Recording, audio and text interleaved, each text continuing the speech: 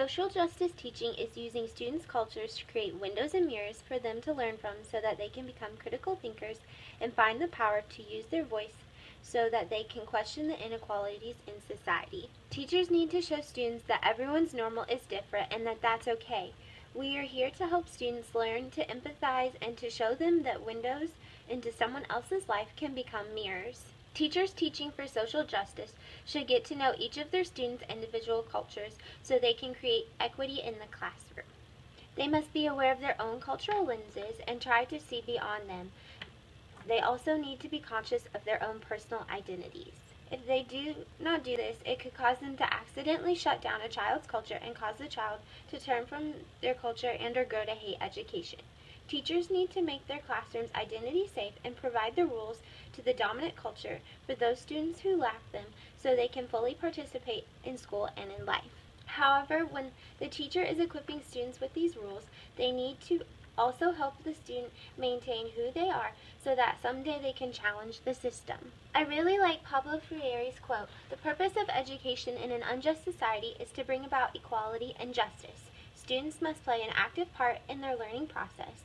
Teachers and students are both simultaneous learners and producers of knowledge." Students have to have an active role in their education because if they do not, they will not learn how to think critically and will just take everything for the way it is.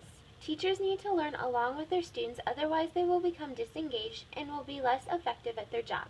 We need to follow our students' lead and engage their curiosities. We also need to make sure we stop and listen when our students talk. One thing we must always remember is teaching is not saving.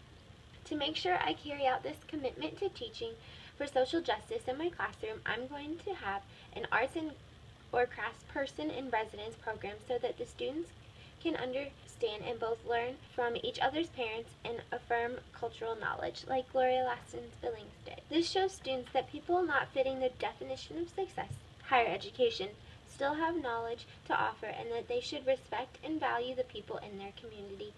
I am going to need to be more aware of the different cultures around me, be more conscious of my lenses, and be aware of my beliefs and how they could be affecting my view and actions toward my students by stopping and thinking about my words and actions before I say or do them.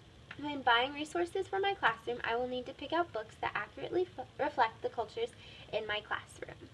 I will need to keep an open mind and not be quick to judge. I will also need to remind myself to make no assumptions. Teaching for social justice matters because it is the only way to help students become informed members of our democratic society. It helps them learn to think critically and questions the inequalities in society around them. It shows them that it is okay if you are not a part of the dominant group.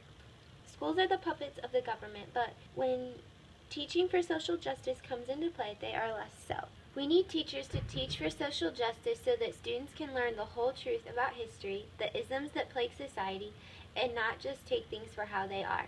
We have to go beyond the basics to be teaching for social justice.